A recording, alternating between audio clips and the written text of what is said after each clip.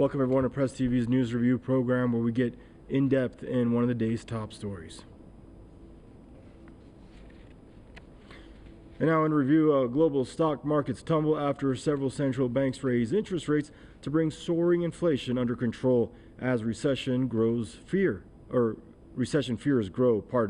Wall Street's three major indices all recorded losses for fourth consecutive day. Friday, they fell up to 1.8%.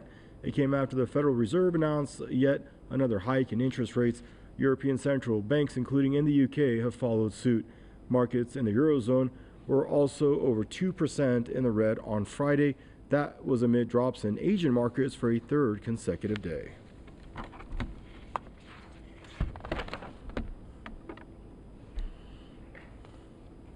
And now joining us for the program is Paul Sheldon, Foote Professor Emeritus at Irvine, California, and Tony Gosling, investigative journalist, joining us from Bristol. Gentlemen, I'd like to welcome you both to the program. Now, Professor Foote, Doctor, the Fed and other central banks from Europe to Asia are aggressively hiking interest rates to try to undercut inflation. And of course, we know this is to perhaps purposely choke off or possibly cool off the economy, so possibly less purchasing, deflates inflationary pressures. But supposedly they also threaten a recession if they rise too far or too quickly. Help us understand, Professor, how this fine line governments worldwide today have to tread. Well, as you noted, it is a global problem. It's a game of I want to export my inflation to other countries, and other countries say, no, we don't want to import your inflation. No, thank you. So the fact that the Federal Reserve is hiking rates forces many other central banks to do the same, because they don't want the inflation to be exported to their countries either. And unfortunately, America is guilty of causing this mess. They have been since 2008. Back in 2007, our central bank, the Federal Reserve, had a balance sheet of less than $1 trillion. Today, it's nearly $9 trillion. Totally outrageous increase. And that was caused by the financial crisis of 2008, because we had dishonest financial institutions selling packages of mortgages to trusting investors around the world. And that nearly brought down our economy, and it didn't help a lot of other investors around the world. Then we had the COVID mess with the Democrats closing down the country and sending people checks and saying, stay home, don't do anything. It's just revealed that there have been billions of dollars of fraudulent claims where people actually submitted applications for reimbursement from several different states. So unfortunately, the biggest cause of the mess in the world comes right from the United States and the dishonest people that we elect. Thank you, Professor. And Tony, welcome to the program there. Now, Tony, we know European stocks in your neck of the woods are also crashing after data suggested, according to this AP article, business had its worst monthly contraction since the start of 2021. And this new plan that London wants to cut taxes sent UK yields soaring, Tony, because according to this article, it could force central bank to raise interest rates even more sharply. You may just have to tighten your seatbelt there in the UK as well. Tony, help us figure out how you guys are feeling the pinch over there. Well, look, Sheldon's quite rightly saying that this is a global problem, particularly in the West, and it's not been helped by the sanctions that we have put on Russia, and that has not helped at all. But today, these shockwaves, I think, have been sent around the world specifically by a man called Kwazi Kwarteng. He's the new Chancellor of the Exchequer here in Britain, and his mini budget. You have to understand what he's been trying to do here. His philosophy, and Liz Truss, the new Prime Minister's philosophy, is to give tax cuts to the super rich in the hope that that will help increase the productivity of the economy. And I think that that's just not going to happen. What they need to do is to actually just get people spending money. Yeah, that's what gets the economy moving. And if you give extra money to the super rich, they don't spend it. What they tend to do is just invest it in offshore tax havens where it can't be taxed. And so this is really the opposite of what they needed to be doing. I don't think we're even necessarily looking at a recession. I think we could be heading into a slump, and it could even be that the British are dragging the Western world down into that slump. I mean, if you look at who is Kwazi Kwarteng, our new Chancellor, he's part of this group called Le Cercle, which is a far-right think tank which has been going since before the Second World War. After the Second World War, it was populated by, it's also known as the Pinay Circle. It was populated with individuals from the old Pétainist government, that's the Nazi occupation government of France. And he was also working at JP Morgan too. So it's not as if he doesn't understand what he's doing. I think what's happening here is that they're playing with the world economy, and the City of London and the Wall Street insiders are gambling.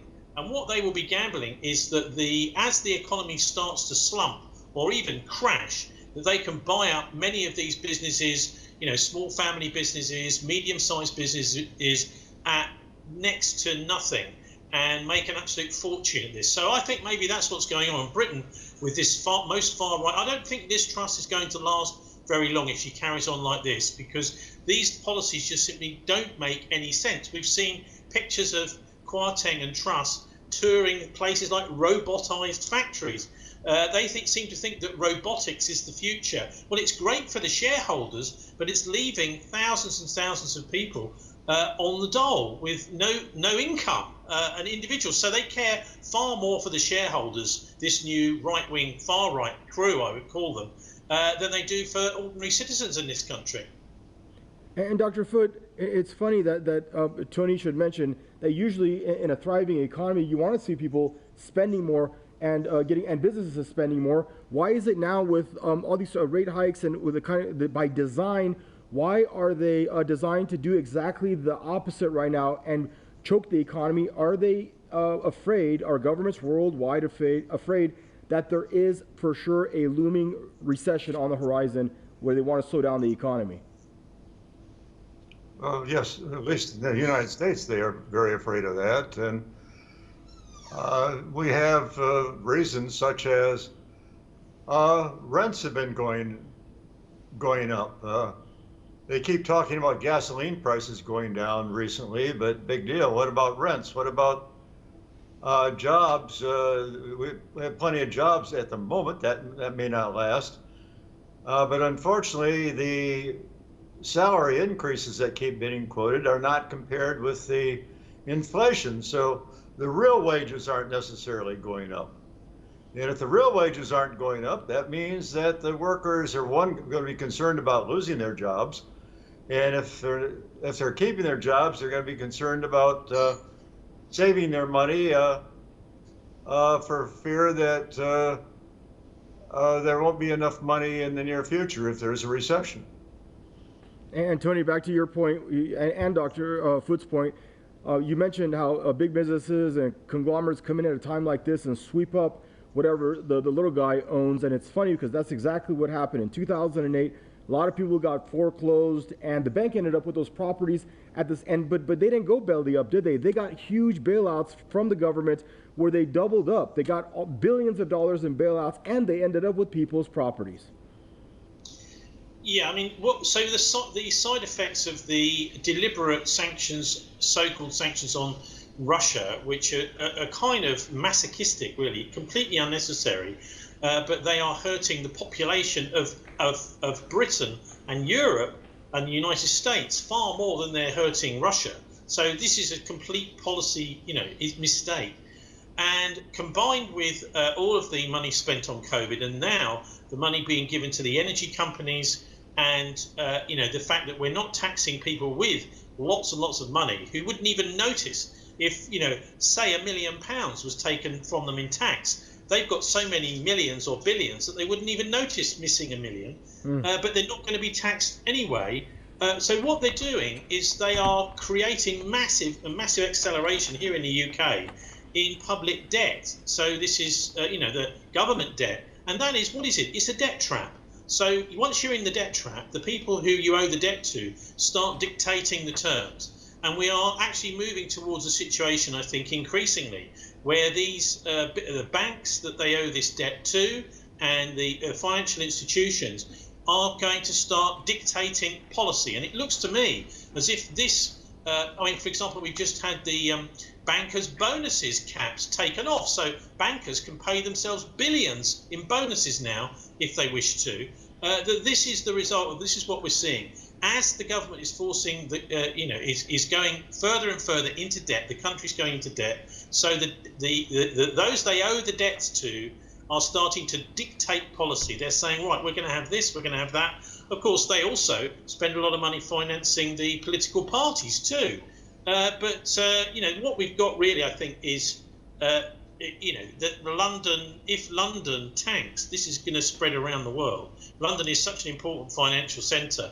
And so we've got a small elite with access to policy. We don't really have any democracy left whatsoever. I mean, we've just had, by the way, our opposition Labour Party on Al Jazeera at the moment in English is doing a series of how the Israel lobby has basically made it impossible for Jeremy Corbyn and the Labour Party to win the 2017 and 2019 elections. So we've got interference in our elections. So we don't have very much democracy left. These incredibly wealthy elites are in charge. And it's nice to see Ebrahim Raisi at the UN, your president today, talking about spiritual justice, because I think there is a spiritual aspect to all of this. What's going on is actually evil. It's greed.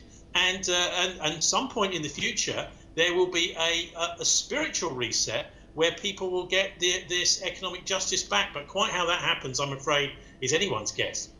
Gentlemen, time has gotten the better of us. I want to thank you both for joining us on the program. Professor Paul Sheldon Foote there, joining us from Irvine, California, and Tony Gosling joining us out of Bristol in the UK. And viewers, that's a wrap for the segment of your Press TV's News Review program. Thank you for tuning in, and goodbye for now.